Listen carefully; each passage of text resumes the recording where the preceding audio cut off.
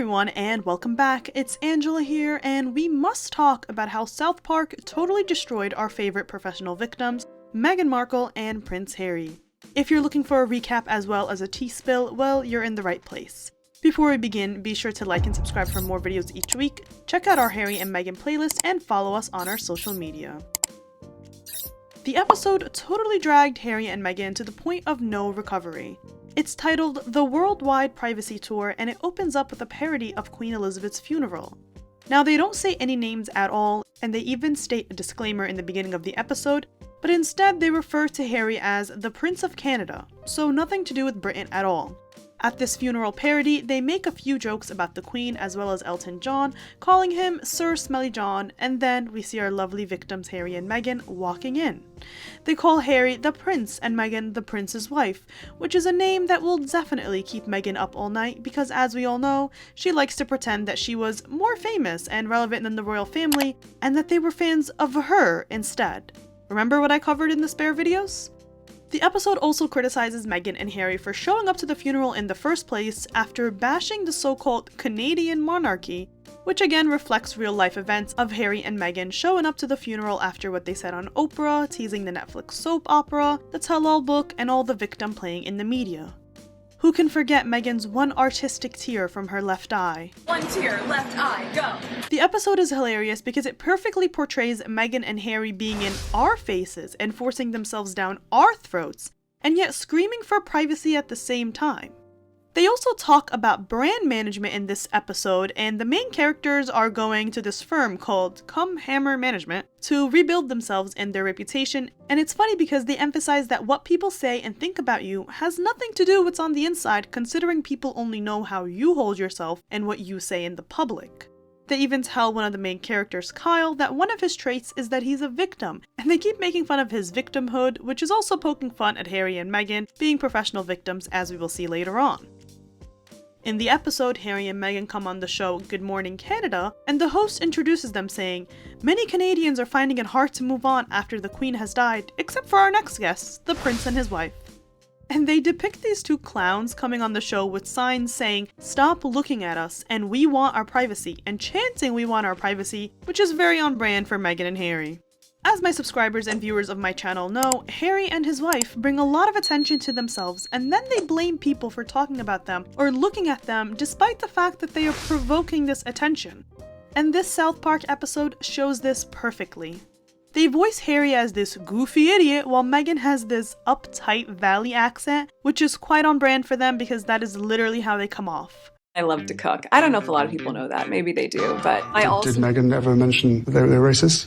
The host tells Harry that he's lived with the royal family all his life and had everything handed to him, but he claims that his life is hard and he's written all about it in his new book, Wah, which is so funny because, as you guys know, I call Spare the memoir, and honestly, Wah might just be a better name. Also, whenever this Harry character speaks, Meghan cuts him off, which is also funny to see that the writers of South Park caught on to that. You know, something that you think only people who keep up with Harry and Meghan shenanigans would catch on with, but nope, the general public and the South Park writers know all about Meghan cutting Harry off to speak about herself. One of my favorite parts is that when this Meghan character calls the royal family and journalists stupid, so then the host is like, "So you hate journalists, but now you wrote a book that reports on the royal family?" And Harry in his goofy voice is like, "Rot," and then the host is like, "So you're a journalist?" It's just A+ comedy trolling the two victims at their own game. They even have Meghan saying, "We just want to be normal people, all this attention is so hard," and the hilarious part is that South Park went there. First of all, the host calls Meghan his questionable wife, and then recounts what she did before him, which was magazine spreads, hanging out with fellow D-list celebrities, and starring on her show, and then he says, "Well, I don't know, I think some people might say that your Instagram-loving bitch wife actually doesn't want her privacy." Oh ho, this is bad for them. Mostly Meghan too, since Harry is just seen as a doofus, but the act is pretty much up for Meghan. Then comes the excerpt of The Worldwide Privacy Tour, which just shows Meghan and Harry going to all these different countries, disturbing people while they're eating, or causing a ruckus in traffic, or going to what seems like neighborhoods where there are people less fortunate than them and screaming, "We want privacy," along with a sign that says, "Look at us." They even depict them bothering kangaroos or coming on the court of a basketball game in New York and screaming, "We want privacy." And I can't get over the actual perfect depiction of them because it just shows you how much Meghan and Harry disturb our peace, our lives with their narratives. They say and do things that are shocking and that provoke people to talk about them, all while complaining about privacy. It's literally genius. Too bad no one's buying it. South Park doesn't leave a page of history unturned in this Meghan and Harry episode. They show us a scene of Meghan telling Harry, "It's so quiet and empty here. If we moved here, then people would really think we're serious about wanting to be normal." I think that they're trolling the fact that they moved to the isolated Vancouver Island in Canada for a private life, which they totally got, but then they pretended like their privacy was invaded on that private island with security, and while the world was about to enter a huge pandemic, mind you. So it's funny that even South Park calls out how they did things strategically to try to use it as a defense for them. Like, oh look, we're in Canada, we care so much about privacy. Just before moving to Los Angeles, aka Celebrity Central. And in the episode, they show Meghan taking initiative and Harry just following along, which is pretty much the dynamic we see with them in every interview, on Netflix, and just everywhere in general. The characters then move to this house in South Park, and they take a private jet literally to their doorstep, which I think pokes fun at their excessive private jet use while moaning about the climate. They even show the house furnished with royal-looking furniture, if that makes sense, and that also seems to poke fun at how they claim they hate the royal family and their lifestyle, yet they desperately want to have that lifestyle just on their own terms. Harry then starts playing the drum set loudly and obnoxiously to the point where he grabs the attention of one of his neighbors across the street, Kyle, who comes out to see the ruckus, and then Harry screams, "Hey, what are you looking at? You ever heard of privacy?" And later on in the episode, Kyle is trying to do some work, and you have Meghan and Harry across the street with fireworks and lights screaming, "Leave us alone, we want privacy, down with the monarchy." And Meghan says in her valley voice, "We are here because privacy is a basic human right. How many more princes and his wife have to live this nightmare?"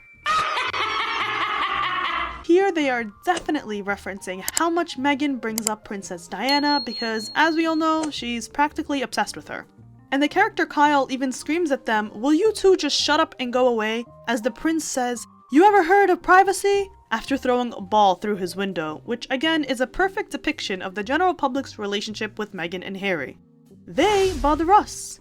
And of course, it's human nature to talk about BS and scandalous things. I mean, that's what my entire channel and blog is about. I hate people who are like, "Why don't you leave so-and-so alone?" It's like, why don't they leave us alone? Don't give people something to talk about and then complain about it. Kyle later complains about how the prince plays drums all day long and how he doesn't think he has a job, because literally, what is Harry's real job? He's had like 8 different job titles in the past 2 years, but no one can actually name a position or anything he's done. And Kyle is like, "I don't even know what she does," talking about Meghan and how she bosses Harry around. Now, one of the funniest parts of the episode is when Kyle returns home to see the dynamic duo have plastered Meghan's magazine covers all over his front door. I'm talking a mock-up of Meghan's real covers, The Cut, Vanity Fair, Time, or even just some actual photos of Meghan, considering she didn't really cover that many magazines in real life. And they show Meghan and Harry watching Kyle from the window, begging for his reaction. But he doesn't react, and it almost kills them, showing that in real life, they go out of their way to provoke people and get a reaction. And after Kyle is like, "I don't care," Meghan is like, "What did he just say? He victimized me. It's because I'm an ethnic woman." And Harry's like, "Wait, what? You're ethnic?" It's just pure gold. And what makes it funnier is that it's based on real life events. I mean, after all, no one cared that Meghan was dating Harry in 2016 until she practically forced him to put out a statement comparing her to Diana literally days after the news broke that they were dating. But no one cared, which led to the dramatic statement. It also pokes fun at Meghan on Netflix saying, "I never got treated as a black woman before moving to the UK." And when Harry and Meghan don't get this attention from Kyle, Harry goes up to Kyle's window and rubs his blue penis all over his window while screaming, "Have some respect for people's privacy." Oh, really? Which pokes fun at Harry writing about his frostbitten penis in Spare. They then show us Meghan crying behind closed doors because no one gave her attention, which is hilarious because they really give us a visual of what happens behind the doors of their Montecito mansion. It also shows how blinded and deluded Harry is by Meghan's outrageous actions because he continues to defend her, despite the fact that he looks insane. The nail in the coffin is when they seem to reference Meghan's relationship with the PR firm Sunshine Sachs, whom Meghan worked with during her short days of Hollywood, and then hired once again when part of the royal family to release good publicity about her while battling the negative press. So we see the characters, the prince and his wife, giving Come Hammer brand management a visit, and Harry complains about this horrible spy who lives across the street from him, which pokes fun at all the dramatics they spewed on Netflix with these spies on boats and people hired to follow him, and just a bunch of BS that never really happened. And they talk about Meghan working with a different firm in California, aka Sunshine Sachs, and when they pull up her profile it says sorority girl, actress, influencer, victim as her main hobbies or job. And they say that Meghan added Harry under her account and his attributes are royal prince, millionaire, world traveler, and victim. The episode basically ends with Kyle visiting the brand management firm he usually visits and Meghan and Harry screaming, "Oh my god, you're obsessed with us!" And then Kyle exposes how shallow this whole brand management thing and Harry agrees, but as he's talking, Meghan is just staring plainly and not agreeing with him or listening. And when he looks inside her, he sees nothing, poking fun at how she comes off as empty or shallow. At the end, Harry leaves the firm while Meghan stays, showing that at the end of the day, she's probably gonna do what is best for her and her brand, and who cares about him. Harry then ends up playing the drums with a bunch of main characters who are playing basketball, while Meghan is nowhere to be found. My final thoughts is that this episode left no page unturned and no drag not said because they really came from Meghan and Harry up to the point where they even portray Harry as someone who's a victim of Meghan's obsession with fame and fortune, and how at the end of the day he's probably controlled by her, meanwhile he wants to just fade and play some drums with a bunch of nobodies. Now there are some reports of Meghan and Harry's reaction to the episode that they definitely know aired considering they spend all their time keeping up with every little inch of information being said about them. Meghan is reportedly upset and overwhelmed by the episode and annoyed by South Park, but refuses to watch it all, a source told The Spectator. Yeah, I'm sure she is. A royal commentator even suggested that the episode could even bring on a lawsuit. Royal reporter Neil Sean told Fox News their legal team are casting an eye over the episode to see what is wrong and what could be turned into something more sinister. This appears to be their course of action rather than laughing it off, enjoying the moment and showing the world that they get the joke, adding that the creators of South Park have not heard anything yet. Now I highly doubt that they're going to sue South Park considering that South Park is known for making fun of all celebrities, and real A-list celebrities don't sue because they are used to the attention and criticism, unlike Meghan, and it's not like there are grounds to sue. I'm sure Meghan looked for ways how she can sue over this and probably claim defamation of character, but like I said, that's probably not going to happen, and it's not like they can prove character defamation. She hasn't lost any jobs considering she doesn't really have one. All in all, it was a hilarious episode that mirrored real-life events and perfectly depicted the dynamic that Meghan and Harry have with people. It called out their victimhood, something that all reporters and journalists are scared of doing right now, and exposed their vanity. Well, this brings me to the end of the video. I hope you guys enjoyed it. Let me know what you think and give me your thoughts on the episode if you watched it. Be sure to like and subscribe for more, follow us on our social media, and as always, I'll see you next time.